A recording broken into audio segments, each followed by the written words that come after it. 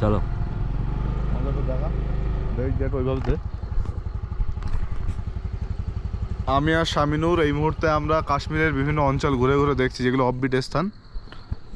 তা তোমাদেরকে একটু দেখানোর চেষ্টা করি কেমন এই লোকেশনটা, একটু দেখো।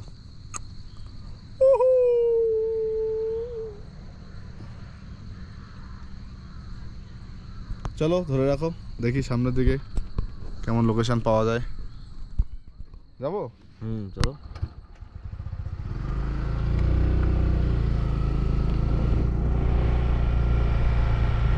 বেসিক্যালি কত সুন্দর হতে পারলাম সামনে ঘরটা। দেখা এটা, দেখো এটা হচ্ছে বর্ডার রোড। আর এই যে পাহাড়গুলো দেখতে পাচ্ছ, এগুলো হচ্ছে অ্যাকচুয়ালি ফরেস্ট এরিয়ার ভিতরে। তো আমরা যখন বিএসএফ বা সিআরপিএফ যারা ওখানে ছিল ওদের কাছ থেকে যখন এন্ট্রি করলাম, তখন ওরা আমাদের অ্যাকচুয়ালি বললো যে সামনে কিন্তু খুব খারাপ খারাপ জানোয়ার আছে যেগুলো কিন্তু ছিঁড়ে খেতে পারে। তুমি কোথা থেকে এসছো বা কী করতে এসছো এটা কিন্তু তোমার দেখবে না, তোমাকে কিন্তু ছিঁড়ে খাবে। সেই হিসেবে কোথাও দাঁড়াবে না আর বাইক স্লো করার চেষ্টাও করবে না। তো আমরা সেই হিসেবে যাই সামনের দিকে, দেখি কি হয়।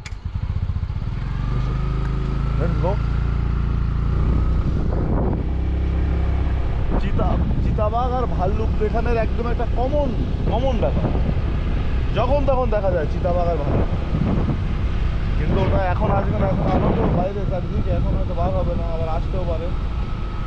আর বানরের বাচ্চা নেই অটোমেটিক। এর উপরে সাইডটা দেখাও, দেখো কি অবস্থা, যখন তখন মাথার উপরে উঠতেই পারে।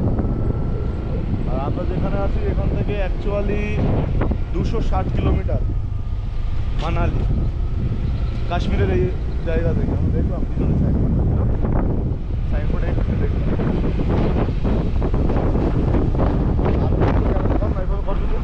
বন্ধ হতে চার সামনে থাকি